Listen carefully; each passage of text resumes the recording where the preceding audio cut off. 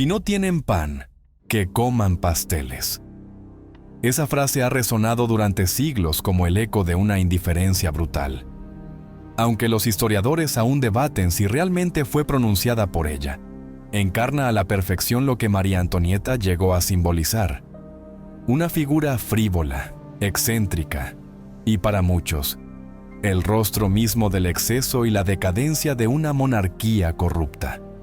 Pero, ¿quién era en realidad esta reina que, mientras las familias francesas servían cortezas de árbol para alimentar a sus hijos, organizaba fiestas privadas cargadas de vino, desenfreno y lujuria en los jardines ocultos de Versalles? ¿Cómo una princesa austriaca destinada a fortalecer alianzas diplomáticas se convirtió en uno de los personajes más odiados y despreciados de la historia francesa?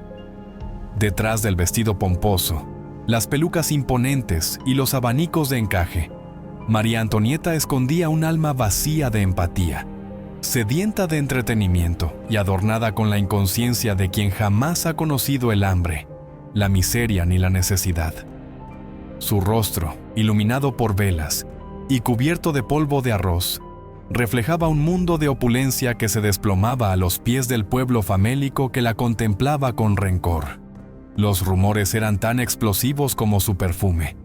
Orgías en los apartamentos reales, aventuras con nobles y cortesanos de ambos sexos, apuestas obscenas con joyas que valían más que todo un barrio obrero de París, e incluso rituales paganos que algunos juraban haber presenciado desde las sombras del Petit Trianon, su refugio personal dentro de Versalles.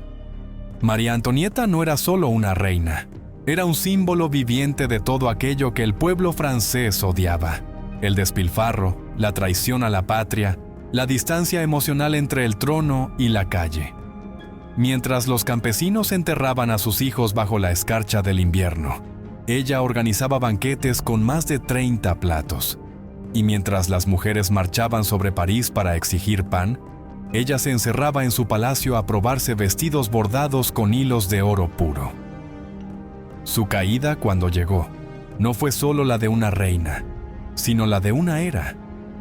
Pero para entender cómo una joven princesa austríaca terminó siendo decapitada por una multitud furiosa, es necesario sumergirse en las profundidades de una época marcada por la corrupción, los privilegios y la desigualdad. Y es que los excesos de María Antonieta no surgieron de la nada. No fueron simples caprichos de una mujer con poder. Fueron el resultado de una cadena de decisiones políticas, ambiciones personales y alianzas internacionales que la colocaron en el centro del escenario de una tragedia nacional.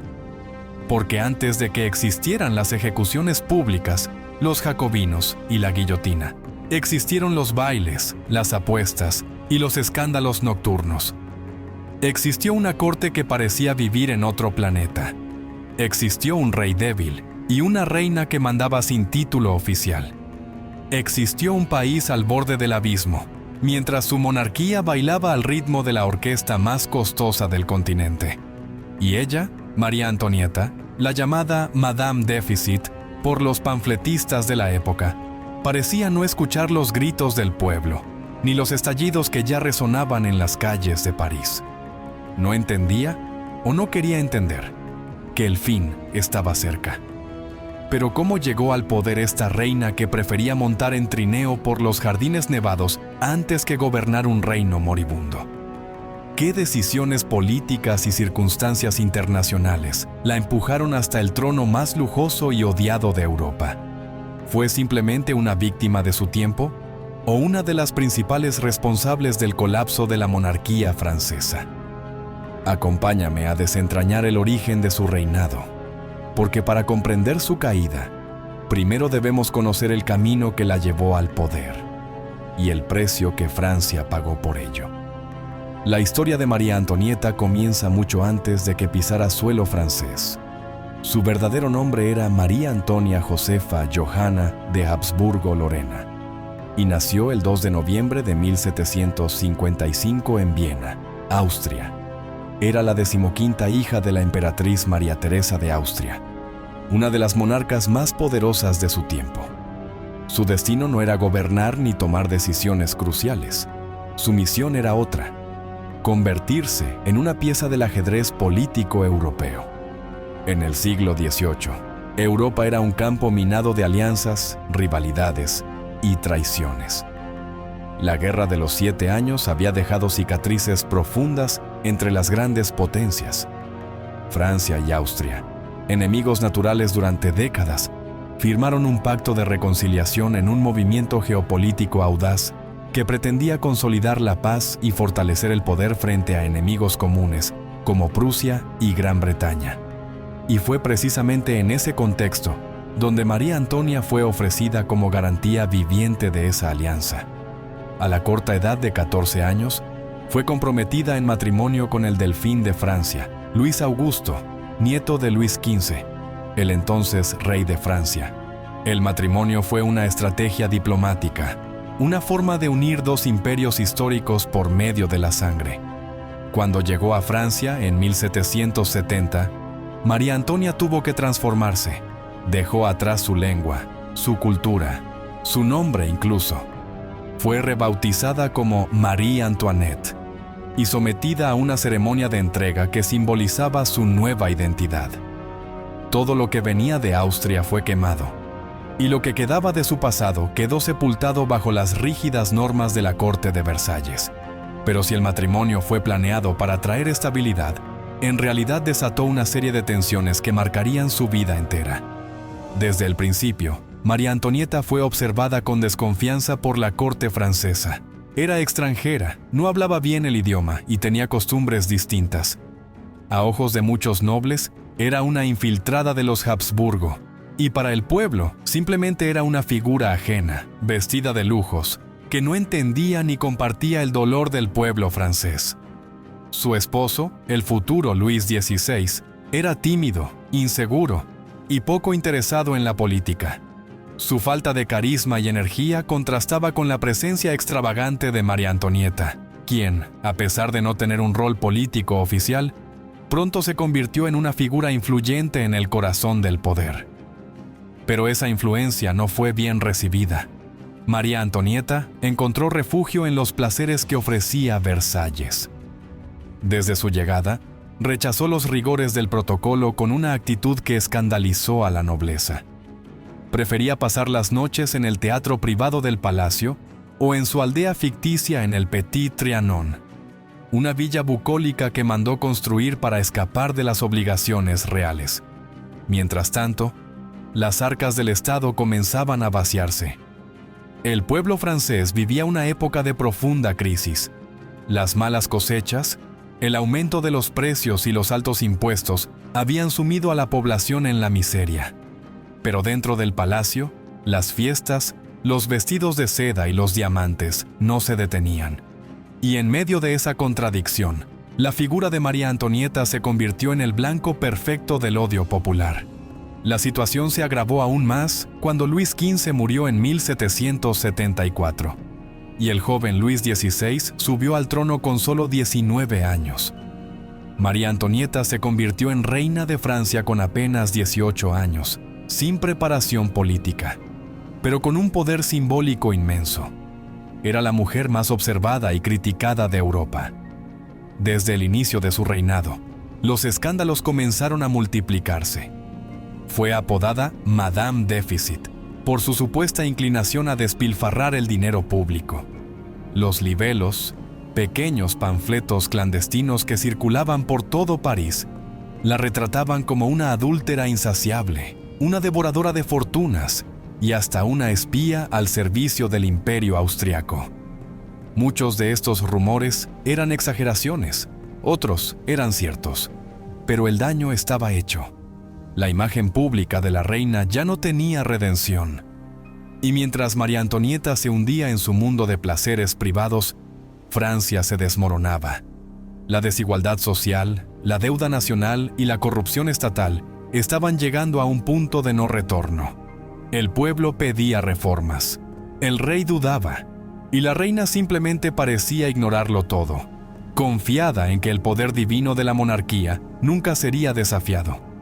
Pero el pueblo, harto de panfletos, impuestos y mentiras, pronto saldría a las calles. En el verano de 1789, el calor no era lo único que hervía en Francia. Bajo la superficie de los campos resecos, de las cocinas vacías y de las tabernas llenas de murmullos, se gestaba una tormenta social como nunca antes había conocido Europa. El pueblo francés, cansado de siglos de abusos, de una monarquía distante y de una aristocracia que vivía de su sudor, estaba a punto de estallar. La situación era crítica. Las cosechas habían fracasado 2 años consecutivos. El pan, alimento básico de los pobres, era inalcanzable, y el precio del trigo se había disparado a niveles impensables. Mientras tanto, el Palacio de Versalles continuaba celebrando bailes, banquetes y apuestas nocturnas. Y en el centro de esa opulencia insultante se encontraba María Antonieta, vestida con sedas bordadas a mano y peinados tan altos que necesitaban escaleras para colocarse. A ojos del pueblo, la reina se convirtió en el símbolo supremo del desprecio de la élite hacia los más necesitados. Cada historia de sus fiestas privadas, cada diamante nuevo, cada rumor de sus amantes extranjeros, caía como gasolina sobre una nación en llamas. El 5 de mayo de 1789, el rey convocó a los Estados Generales para intentar solucionar la crisis fiscal que amenazaba con hundir al reino. Fue la primera vez en 175 años que se reunía esa asamblea, compuesta por representantes del clero, la nobleza y el tercer estado, es decir, el pueblo llano. Pero en lugar de encontrar una solución, la reunión expuso la fractura brutal entre el poder y la realidad social. El tercer estado, hastiado de ser siempre ignorado, se rebeló. Se autoproclamaron como la Asamblea Nacional y juraron no disolverse hasta redactar una nueva constitución para Francia. Era el primer latido de un nuevo orden. El antiguo régimen empezaba a tambalearse. El 14 de julio de 1789, el pueblo de París tomó la Bastilla, una prisión que simbolizaba el absolutismo y la represión. No fue solo una victoria estratégica, fue una declaración. El pueblo francés ya no tenía miedo, las cabezas rodarían. Mientras tanto, en Versalles, María Antonieta se refugiaba en su burbuja de lujo. Cuando escuchó la noticia de la Bastilla, su reacción fue de incredulidad. No podía comprender cómo esa multitud harapienta había desafiado al trono. En lugar de actuar con prudencia, ordenó reforzar su guardia personal, desconfiar aún más del pueblo y seguir celebrando banquetes. Para ella, todo era una molestia pasajera. No comprendía que su mundo se derrumbaba.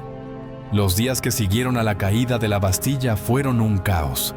El miedo se apoderó de los nobles, muchos de los cuales huyeron de Francia. Se vivía una revolución en ebullición. El pueblo comenzaba a armarse. Las asambleas locales tomaban el control. Y el poder del rey se reducía con cada hora que pasaba. Pero la gota que colmó el vaso fue el festín del 1 de octubre de 1789. Mientras los parisienses morían de hambre, María Antonieta y su corte organizaron un banquete fastuoso en honor a los regimientos reales. La sala estaba decorada con flores exóticas, vinos carísimos, y orquestas que tocaban mientras los oficiales pisoteaban, con burla, la escarapela tricolor, símbolo del pueblo revolucionario. Todo esto fue presenciado por sirvientes, informantes y asistentes, que no tardaron en hacer correr la voz. El 5 de octubre, miles de mujeres enfurecidas, en su mayoría madres sin pan para sus hijos, marcharon desde París hacia Versalles. Llevaban cuchillos, palos, cazuelas. No querían discursos, querían pan y justicia. Eran el grito de un pueblo ignorado durante siglos. María Antonieta, al enterarse de la llegada de la turba, huyó a sus aposentos, pero ya era tarde. La multitud invadió el palacio, asesinó guardias y exigió ver a la reina. Ella apareció en el balcón, elegante, contenida, pero fría. Se inclinó. El silencio fue denso. Unos la insultaron, otros le gritaron que mostrara a sus hijos. Lo hizo. La escena fue inquietante. una reina aún soberbia frente a una marea humana al borde de la desesperación. La presión fue tan inmensa que la familia real no tuvo opción. Debían abandonar Versalles. El 6 de octubre, fueron escoltados por el pueblo de regreso a París. Pero no fue un regreso triunfal. Era una procesión fúnebre del antiguo orden. El rey y la reina fueron convertidos en prisioneros de su propio pueblo, encerrados en el Palacio de las Tullerías, bajo vigilancia constante. La revolución apenas comenzaba, pero la corona ya pesaba como una sentencia. Instalados a la fuerza en el Palacio de las Tullerías, el rey Luis XVI y María Antonieta dejaron de ser monarcas absolutos para convertirse en rehenes de un pueblo despierto y decidido. Ya no dictaban órdenes, las recibían. Ya no vivían entre mármoles y terciopelos. Ahora, cada paso suyo era observado con sospecha, cada palabra registrada, cada decisión limitada por el nuevo espíritu revolucionario que recorría Francia como un fuego incontrolable. Pero a pesar del cambio radical de circunstancias, María Antonieta no cedió ni mostró remordimiento. No pidió perdón, no lloró por el pueblo. Al contrario, sus gestos siguieron mostrando arrogancia y desprecio. Aún enclaustrada, vestía con ostentación, celebraba pequeñas reuniones secretas y enviaba cartas codificadas a los enemigos de la revolución, buscando alianzas que pudieran restaurar su antigua gloria. Era evidente, la reina no se adaptaría a los nuevos tiempos. No comprendía que la revolución ya no era solo una protesta, sino una transformación irreversible. Francia no volvería a ser lo que era. Y mientras miles de personas exigían una república, María Antonieta, terca y ciega, conspiraba en la sombra. Los revolucionarios más radicales comenzaron a desconfiar de ella más que del propio rey. Su nacionalidad austriaca la convertía en sospechosa, y sus vínculos con potencias extranjeras levantaban alarmas. Mientras la Asamblea Nacional intentaba construir una nueva constitución, la reina tejía una red de traición, intercambiando mensajes con su hermano, el emperador Leopoldo II del Sacro Imperio Romano Germánico, y otros monarcas europeos. En esas cartas, suplicaba una invasión militar que aplastara la revolución. En junio de 1791, creyendo que aún tenía poder suficiente, María Antonieta convenció a Luis XVI de intentar una fuga. Planeaban huir hacia la frontera con Austria, donde encontrarían protección y apoyo militar. Fue el famoso episodio de la fuga de Varennes. Vestidos como sirvientes y en una carroza custodiada, la familia real abandonó París en plena noche, pero su plan era torpe y mal organizado. La carroza era demasiado ostentosa y su lentitud levantó sospechas. En Varennes, un posadero los reconoció. El rostro del rey estaba en las monedas. Fueron detenidos y devueltos humillantemente a París, entre gritos, burlas y una multitud que apenas contenía su furia. Ese intento de fuga fue un punto de no retorno. La confianza en la monarquía se rompió por completo.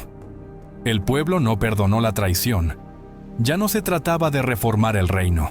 Ahora querían destruirlo. Los líderes revolucionarios más moderados comenzaron a ser desplazados por figuras más radicales como Robespierre, Danton y Marat. En sus discursos, la figura de la reina se convirtió en sinónimo de corrupción, manipulación y perversión.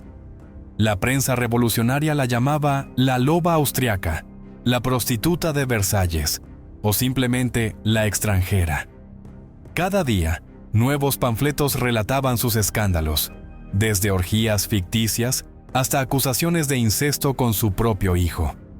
Muchas eran mentiras o exageraciones, pero alimentaban la rabia colectiva. Mientras tanto, María Antonieta permanecía en las Tullerías, cada vez más aislada, más odiada, más peligrosa. Ya no era solo una reina caída, era una amenaza latente para la revolución, un símbolo viviente del antiguo régimen que debía ser destruido para que naciera una nueva Francia. En abril de 1792, Francia declaró la guerra a Austria y poco después también a Prusia. Las potencias extranjeras amenazaban con invadir Francia para restaurar la monarquía. Para los revolucionarios, esto no fue una coincidencia.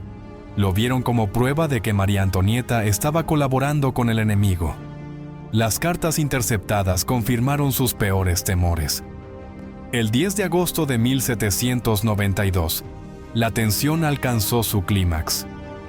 Miles de revolucionarios, liderados por los sans-culottes, marcharon hacia el Palacio de las Tullerías.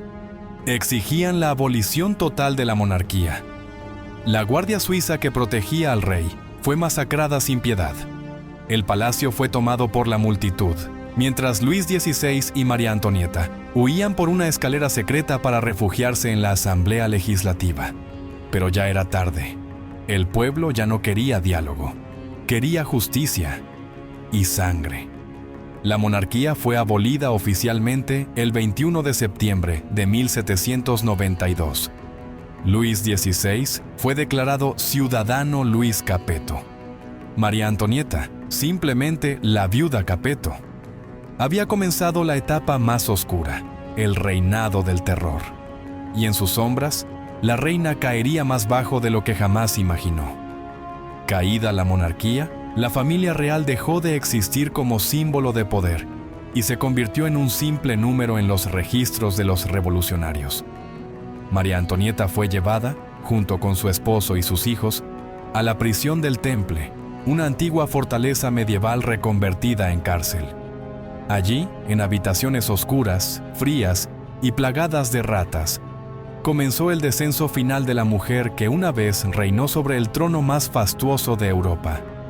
La reina, acostumbrada a vivir entre mármoles y perfumes, ahora tenía que hacer sus necesidades en cubos y soportar los gritos de los carceleros. Su cabello, otrora empolvado y erguido como una torre, se cubría de ceniza y polvo. Sus vestidos se redujeron a trapos y su piel, antes cuidada por las mejores cosméticas del continente, comenzó a mostrar signos del encierro, el estrés y la enfermedad. La revolución necesitaba culpables, y María Antonieta era el blanco más evidente. Su caída no bastaba, ahora debía ser exhibida, humillada y destruida. Fue separada de su hijo, el delfín Luis Carlos, que solo tenía 8 años. Lo sometieron a un lavado de cerebro brutal.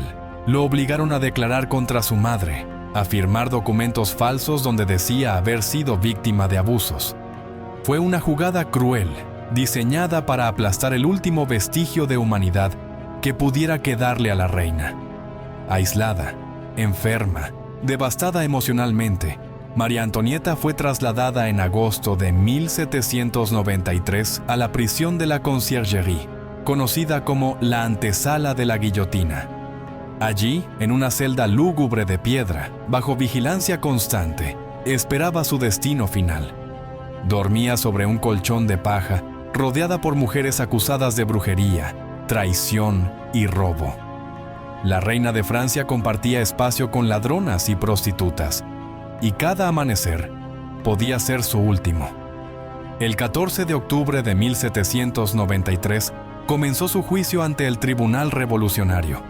Los cargos eran múltiples: conspiración contra el Estado, derroche del tesoro público, traición a la patria, incesto con su hijo, corrupción moral.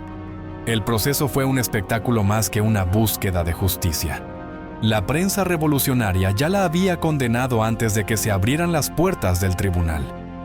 Durante el juicio, María Antonieta, ya sin peinados ni perlas, enfrentó a sus acusadores con frialdad y silencio. Rechazó la mayoría de las acusaciones, sobre todo la de incesto, que consideró indigna incluso para sus enemigos. Cuando se le preguntó si tenía algo que decir sobre eso, solo respondió: «Apelo a todas las madres presentes». Esa frase fue la única que generó un breve silencio en la sala, pero no fue suficiente. El veredicto era predecible: culpable en todos los cargos. Fue sentenciada a muerte por guillotina. La mañana del 16 de octubre de 1793, a las 4:30, María Antonieta fue despertada.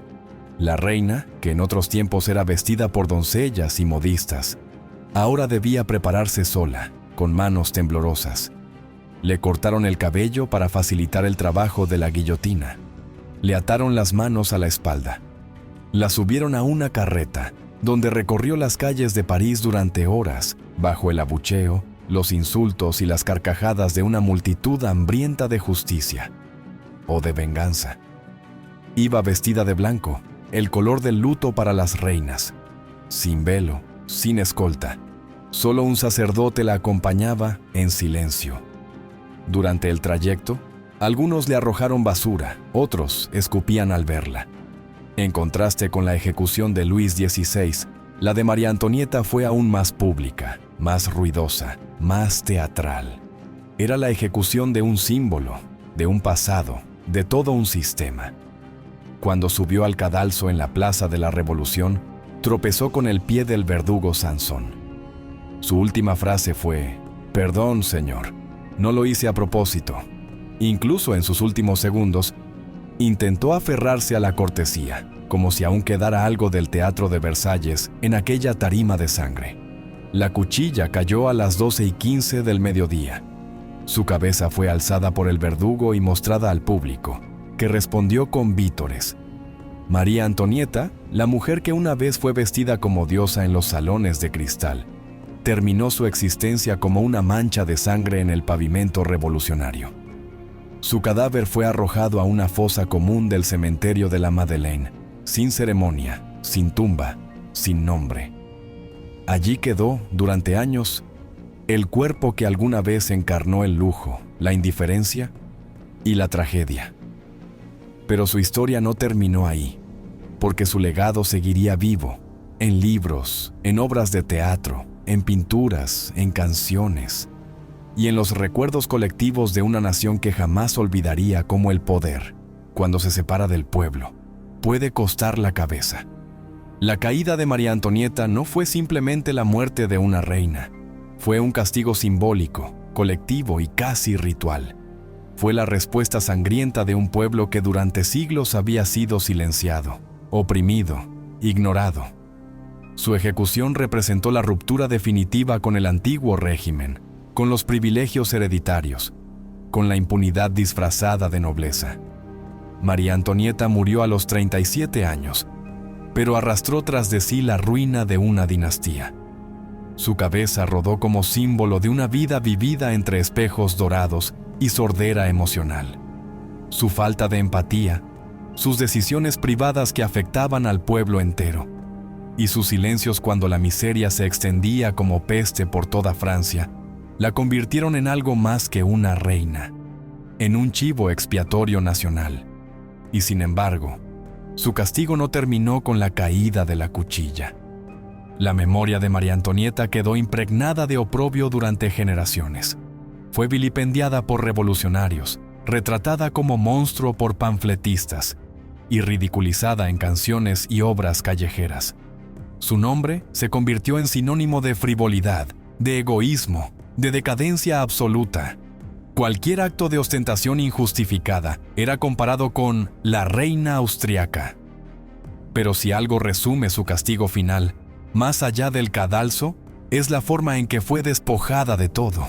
Le quitaron su trono, su poder, sus hijos, su belleza, su ropa, su dignidad y, finalmente, su identidad. La mujer que había sido tratada como semidiosa terminó siendo solo una prisionera más, una cabeza más para la guillotina, una ciudadana capeto, sin derechos ni voz. Y sin embargo, su caída tuvo un impacto profundo no solo en la historia de Francia, sino en toda Europa. Las monarquías temblaron. La revolución se expandió como idea, como miedo, como inspiración.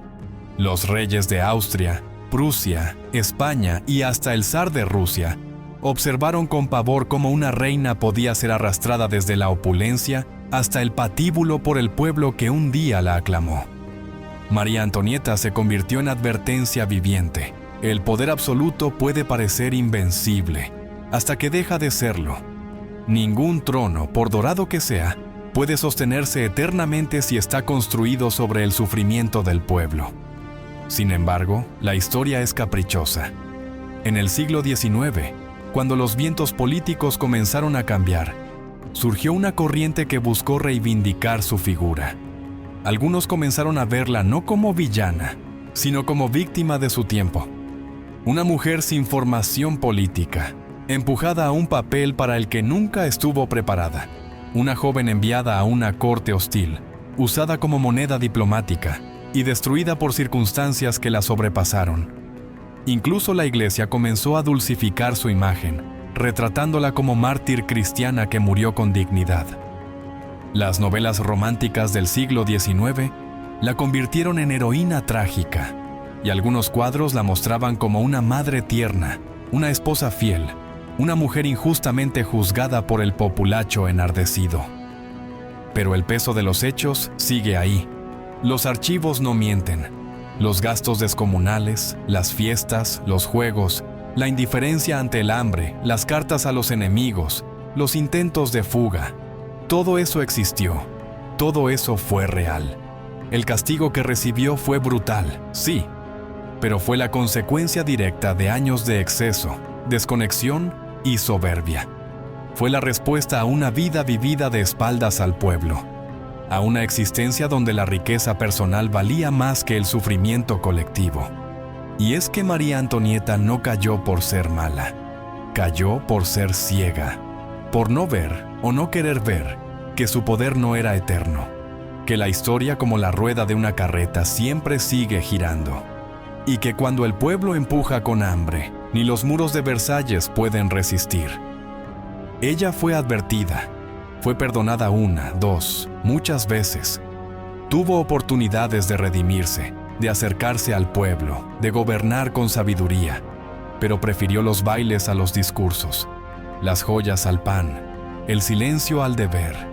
Y cuando por fin comprendió la magnitud de su error, ya era demasiado tarde. María Antonieta no fue simplemente una reina ejecutada. Fue el rostro de una era condenada por su arrogancia. Una mujer que encarnó el divorcio absoluto entre el poder y el pueblo. Su tragedia no reside únicamente en su final sangriento, sino en su ceguera prolongada, en su incapacidad para escuchar los gritos que venían de las calles, en su indiferencia disfrazada de elegancia. Ella vivió en un mundo de espejos dorados, donde las apariencias importaban más que las realidades, donde la corte aplaudía mientras el país se derrumbaba, donde las risas en los jardines del Petit Trianon ahogaban el eco de los estómagos vacíos en París. No fue el odio lo que la destruyó, sino su incomprensión del momento histórico que le tocó vivir. Porque el pueblo no pedía sangre al principio, pedía pan, justicia, voz. Pero María Antonieta, aferrada a un mundo que se deshacía, decidió no ver.